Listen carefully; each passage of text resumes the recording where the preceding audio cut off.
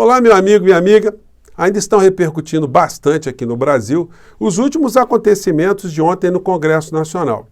Seja pelo olhar da grande mídia, de seus colunistas, ou aqui nas redes sociais, com os canais progressistas ou canais de extrema-direita, canais bolsonaristas, nós conseguimos identificar que quase a avaliação de todos eles vai na direção de apontar que o grande derrotado nessas votações no dia de ontem foi o presidente da República, o presidente Lula e o seu governo. Mas será? Bom, em primeiro lugar, é sempre muito importante nós salientarmos que tudo aquilo que foi votado no dia de ontem diz respeito a ambientes onde já há normas que regulam uma série de situações.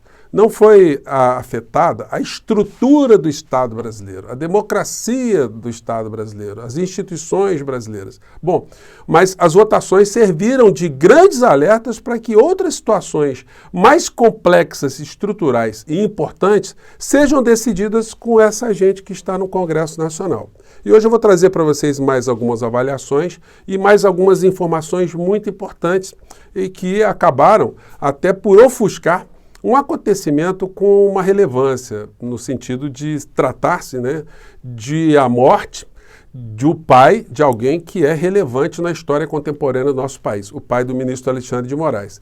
E esse fato também está sendo tratado de uma forma absolutamente vil pela extrema-direita aqui nas redes sociais. Bom, vou conversar com vocês, mostrar o que está acontecendo, mas antes de mais nada, é sempre muito importante convidar você que está chegando agora ao nosso portal e ainda não nos conhecia, para que você se inscreva aqui conosco, conheça também os nossos outros vídeos. Se você gostar, compartilhe, recomende, não se esqueça.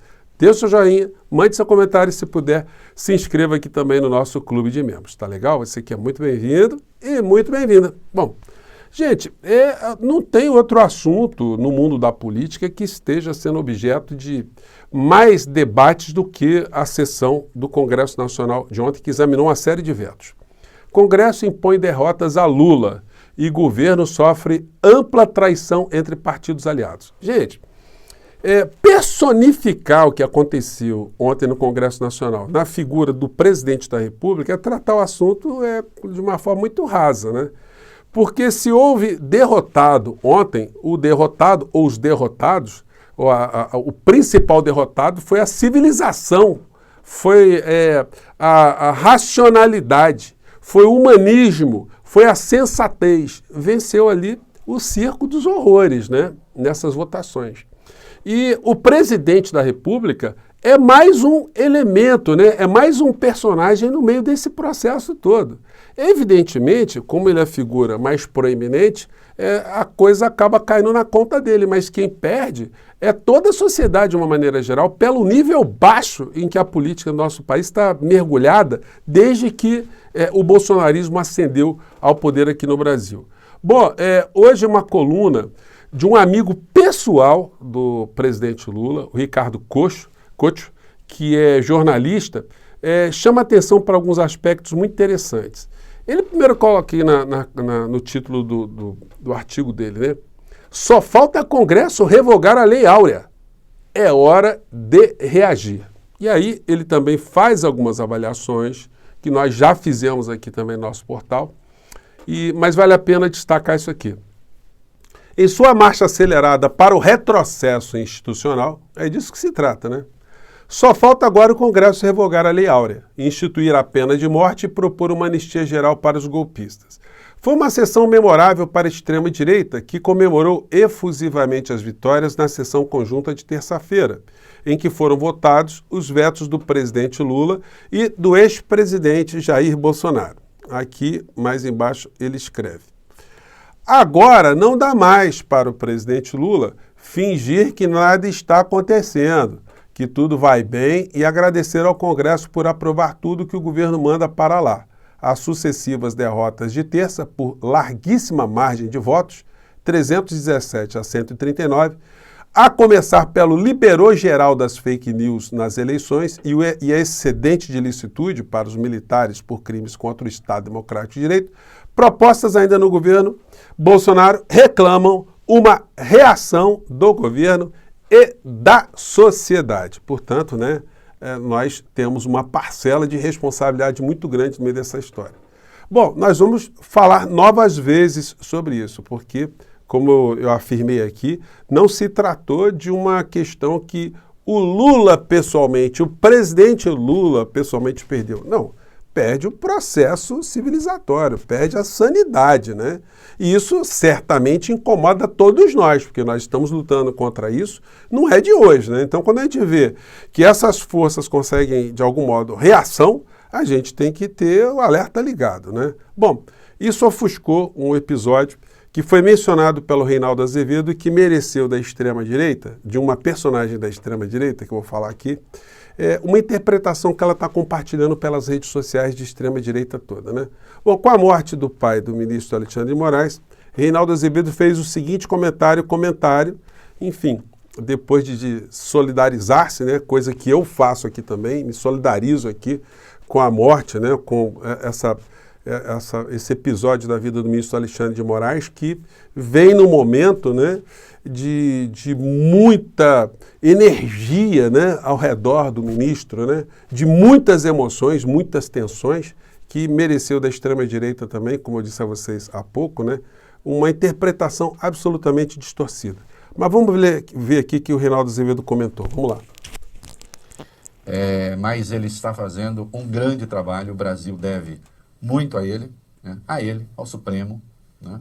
O Brasil, e claro, os brasileiros que lutaram e lutam por democracia, né?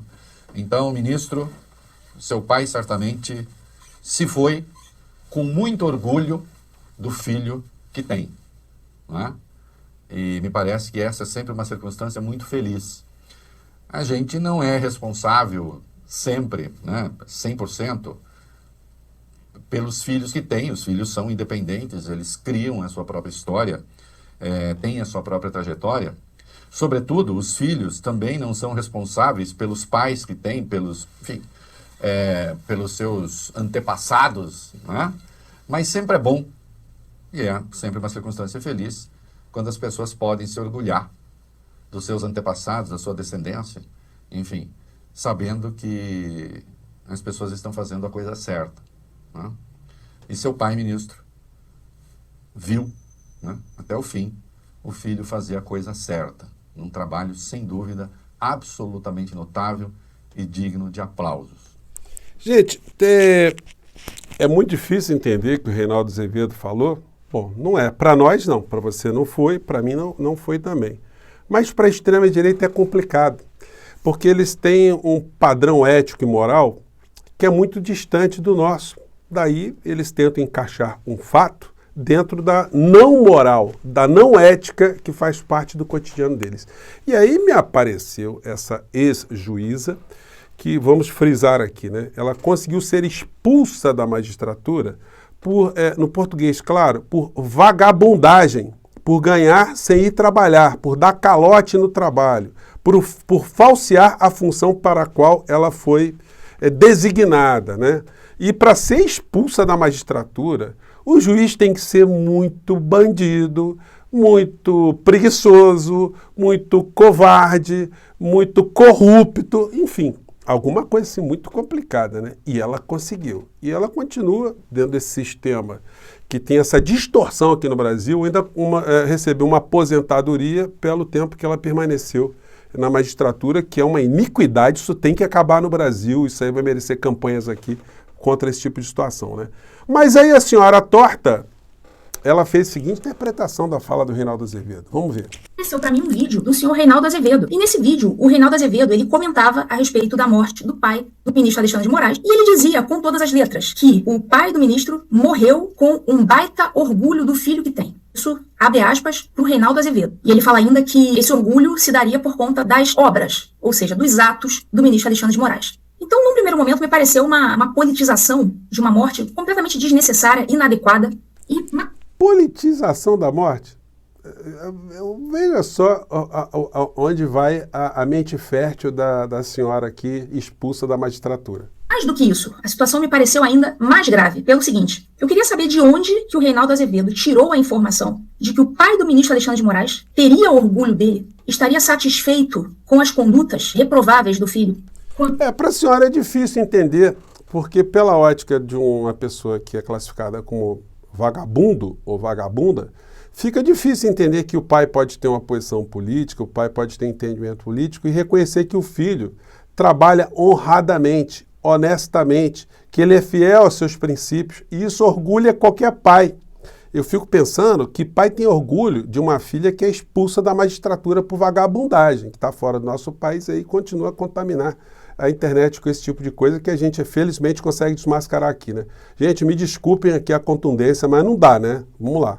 Quando todos os indícios dão conta que foi justamente o contrário. E não é possível que o senhor Reinaldo Azevedo não saiba que os indícios nos fazem desconfiar do contrário. Não é possível saber com certeza, pelo menos esse senhor, ele nunca veio a público para falar sobre isso. Eu imagino que seja uma situação muito difícil para um pai falar de um filho, ainda mais quando tudo indica que o que aconteceu foi exatamente o contrário do que o Reinaldo Azevedo falou durante o programa. E isso eu falo com elementos. Eu não sei quais são os elementos do Reinaldo Azevedo. Aí ela vai nas redes sociais do pai do Alexandre de Moraes, pega a postagem antiga, que o pai do Alexandre de Moraes provavelmente votou no Bolsonaro. A mãe votou também no Bolsonaro, mas essa senhora não consegue entender que é possível se ter um entendimento eleitoral diferente do filho e respeitar o filho, né? Enfim, eu não podia deixar aqui de dar essa sapatada, né?